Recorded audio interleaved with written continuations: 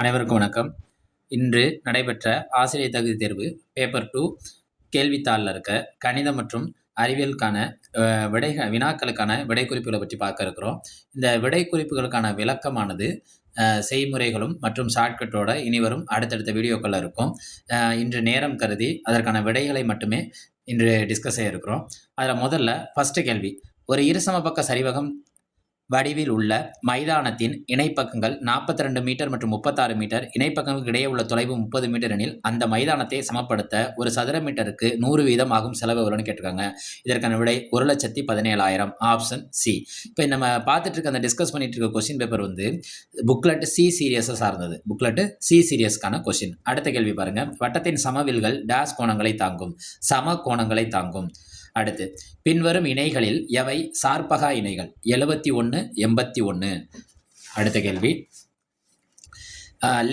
3 power a 4 power B = 5184 என்றவாறு அமையும் இரு மிகை முழுக்கள் ஏ பி ஆனது. அதற்கான விடைங்கிறது என்னன்னா 4,3. அடுத்து, பட விளக்கப்படத்தை ஆங்கிலத்தில் டேஸ் எனவும் அழைக்கலாம். இது 6ஆம் வகுப்பு கணித புத்தகத்தில் இருக்கு, பிக்டோகிராம்.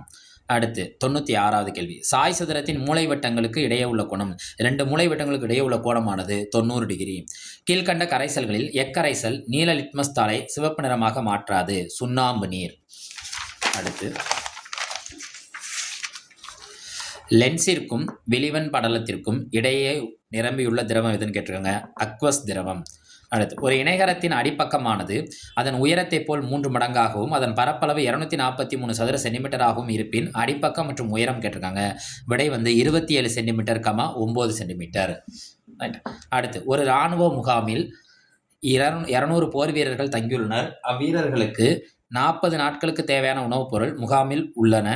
50 போர் வீரர்கள் கூடுதலாக வந்தால் உணவுப் பொருள் எத்தனை நாட்களுக்கு போதுமானதாக இருக்கும்? இது மாறல் கணக்கு சார்ந்தது. இந்த மாறலுங்கிறது எதிர்மாறலாக அமையும். எதிர்மாறல்னா நேரா பெருக்கணும். நேரா பெருக்கி பார்த்தீங்கன்னா அதுக்கான விடைங்கிறது 32 நாட்கள். தவறான கூற்றை தேர்வு செய்க. இந்த தவறான கூற்றை தேர்வு செய்ததில் முதல் ஆப்ஷன் தான் கரெக்டு. ஒன்றிற்கும் மேற்பட்ட ஹைப்பாக்கள் இணைந்து மைசீலியம் எனப்படும் இலைப்பின்னல்களை உருவாக்குகின்றன என்ற கூற்றானது முற்றிலும் தவறானது. அடுத்து, கொஸ்டின் நம்பர் 102, ஓர் எண்ணின் X% எக்ஸை கழித்தால் X கிடைக்கும் எனில் அந்த எண் என்ன? 200. அடுத்து 103, சாம்பல் நிற அணில் வனவிலங்கு சரணாலயம் அமைந்துள்ள மாவட்டம். கேட்டிருக்கிறது மாவட்டம்னா அது விருதுநகர் மாவட்டம், ஸ்ரீவில்லிபுத்தூர் விருதுநகர் மாவட்டம். ஆனால் சாம்பல் நிற அணில் காணப்படும் சரணாலயங்கிறது ஸ்ரீவில்லிபுத்தூரில் இருக்குது. 104, இந்திய புள்ளியியலின் தந்தை என அழைக்கப்படுவர் யாருன்னா பிரசந்த சந்திர மகளே நோபிஸ். அடுத்த கேள்வி 105வது கேள்வி, ஓர் எண்ணானது 25% அதிகரிக்கப்பட்டு 20% குறைக்கப்படுகிறது எனில் அந்த எண்ணில் ஏற்பட்ட சதவீத மாற்றத்தை காண்கன்னா அந்த எண் எந்த முறையிலையும் மாற்றமே அடையாது. நம்ம 100 எடுத்துக்கிட்டு அதில் 25% அதிகப்படுத்தி 20% குறைச்சா திரும்ப நம்மளுக்கு என்ன தான் கிடைக்கும்? 100 தான் கிடைக்கிறது. அப்போ இதற்கான விடைங்கிறது மாற்றம் இல்லை.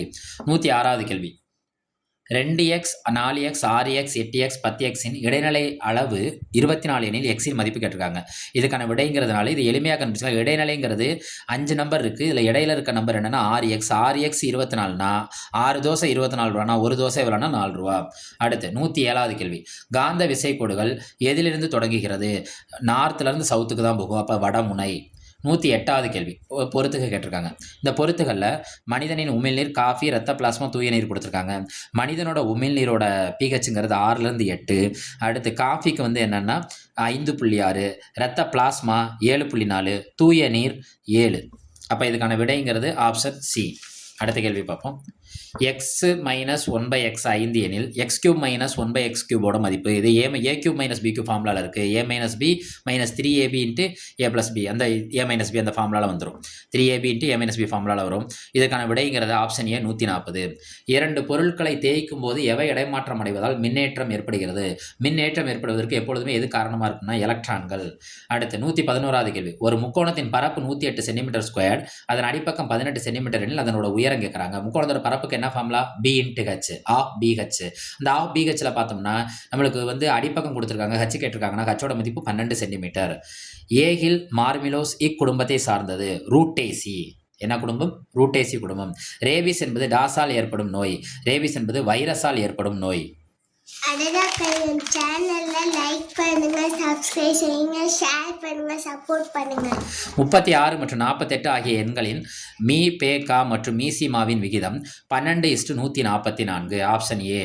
மெல்லுடலிகளில் காணப்படும் கழிவு நீக்க உறுப்பு என்னன்னா மெல்லுடலிகளுக்கு நெஃப்ரிடியம். 2, 6, 12, 20, 30 எனும் எண்ணோட அமைப்போட பொது வடிவம் கேட்குறாங்க. அந்த பொது வடிவம் எப்படி போகுதுன்னா அந்த 2லேருந்து 6ங்கிறப்ப 3 பெருக்குனா வரும். அந்த 3ங்கிறது எப்படின்னா அந்த 2ஓட 1 கூட்டினா வரும். அப்போ n × n+1. அடுத்து பாருங்க, பிவிசி நெகிழியை எரிப்பதன் மூலம் வெளிவரும் வாயு கேட்டிருக்காங்க டயாக்சன். 2 × 10⁻⁻4. 10⁻⁻4னா இந்த ஒரு எண்ணை கழிச்சிட்டோம்னா 4ல் பாக்கி என்ன இருக்குன்னா 3 இருக்கும். அப்போ 3 0 அந்த எண். அதோட திட்ட வடிவங்கிறது ஆப்ஷன் ஏ. இந்த கணக்கில் பற்றி விரிவாக பார்ப்போம், தனிப்பட்ட முறையில் பார்ப்போம் ஒவ்வொரு கணக்காகவே. இப்போதைக்கு இதோட ஷார்ட்கட்டை மட்டும் சொல்லிட்டு வரேன். அடுத்து 119. டேஸ் என்பது பிரித்தெடுக்கும் முறையாகவும் தூய்மையாக்கும் முறையாகவும் திகழ்கிறது. படிகமாக்கல். அடுத்து 120வது கேள்வி. விலங்குகளில் வாய் மற்றும் கால் குழம்பு நோயை உண்டாக்கும் நுண்ணுயிரி கேட்குறாங்க. ஆப்தோவைரஸ். யாரு? ஆப்தோவைரஸ். Option C. இவற்றில் எவ்வகை இயக்கு பொருள்களை எரியூட்ட தனியான அமைப்பு தேவையில்லை? கிரையோஜெனிக் இயக்கு பொருள்கள். இது ராக்கெட்டில் பயன்படும். கிரையோஜெனிக் இயக்கு பொருள்கள். a+b = 10. 3ab 36 எனில் a² + b² மதிப்பு கேட்குறாங்க. a² + b² என்னன்னா a+b² -2ab. ஆனால் இங்கே 3ab கொடுத்துருக்காங்க. 3 தோசையோட மதிப்பு 36 ரூபா. 2 தோசைங்கிறது 24 ரூபா. அப்போ 100லேருந்து 24 கழிக்கணும். 10 ஸ்கொயர் பண்ணி 10லேருந்து 24 கழிச்சோம்னா நம்மளுக்கு பாக்கி எவ்வளோ கிடைக்கும்? 76. Option D 76. நரம்பு மண்டலம் மற்றும் நாளமில்லா சுரப்பி தொகுப்பை இணைப்பது யாருன்னா சுரப்பி தொகுப்பை இணைக்கிறது முக்கியமான பணியை செய்வது என்னன்னா ஹைப்போதலாமஸ். அடுத்த கேள்வி 124.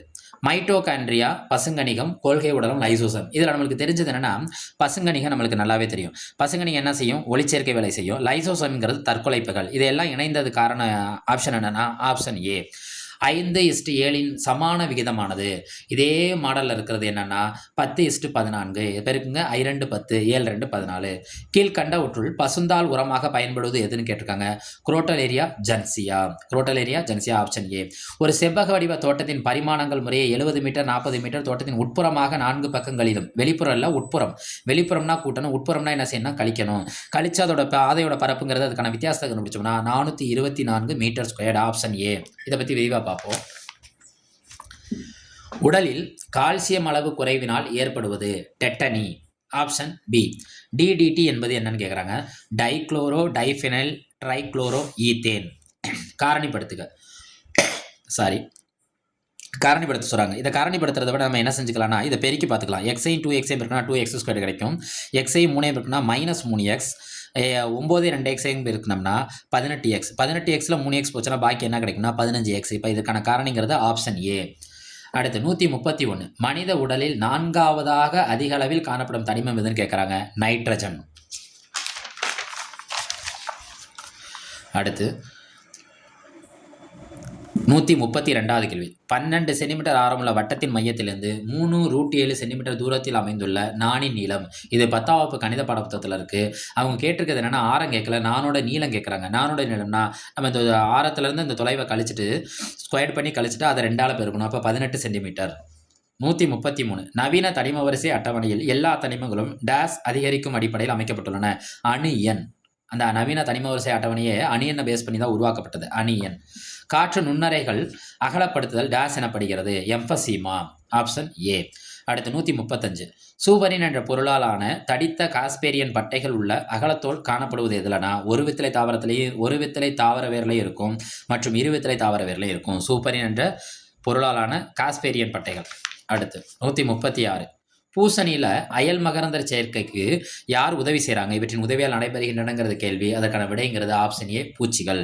1 ounce என்பதின் அளவு என்னன்னு கேட்குறாங்க. இதோட அக்யூரேட் ஆன்சருங்கிறது 29 somethingல இருக்கும். அப்போ இதை தோராயத்தை முழுமைப்படுத்தணும்னா 30 ml. Option B. குறுக்கலைகள் இதில் மட்டுமே உருவாகும். குறுக்கலைகள் எப்பொழுதுமே என்னன்னா திடப்பொருட்களில் மட்டும்தான் இருக்கும். அடுத்து 139. மின் கடத்து எண்ணின் அலகு கேட்குறாங்க.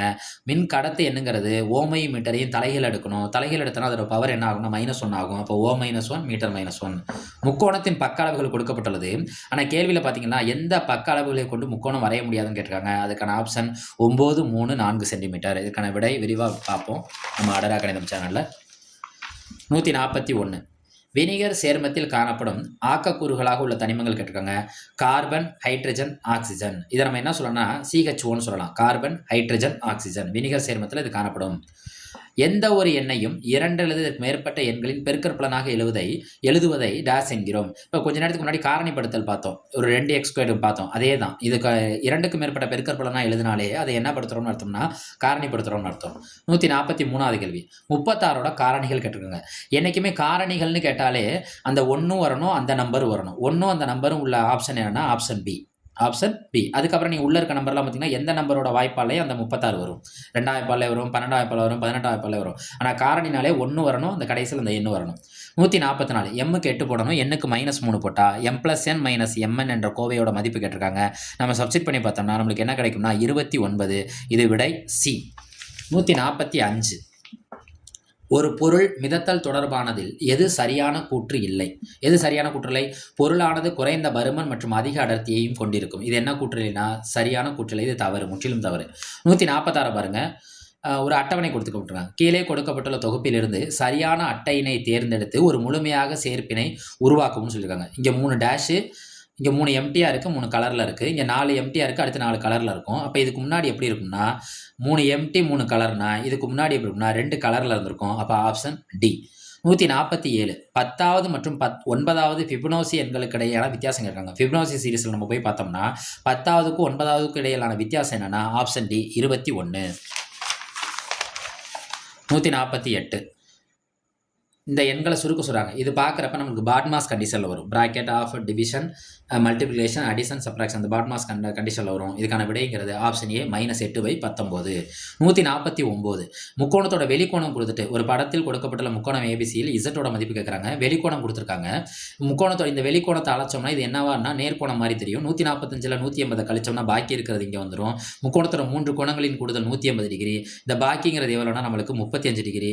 60 35 கூட்டினா 95 டிகிரி. 180ல் 95 போச்சுன்னா ஆப்ஷன் சி இசட் 85 டிகிரி. கடைசி கேள்வி. மஞ்சள் காமாலை பரவும் விதம் கேட்டிருக்காங்க. அதுக்கான ஆப்ஷன் என்னன்னா ஆப்ஷன் பி. மாசடைந்த நீர்லையும் இரத்த பரிமாற்றம் மூலியமும் நம்மளுக்கு என்ன பரவும்? மஞ்சள் காமாலை பரவும். அனைவருக்கும் நன்றி. அனைவரும் தேர்வில் வெற்றி பெற மனமார்ந்த வாழ்த்துக்கள்.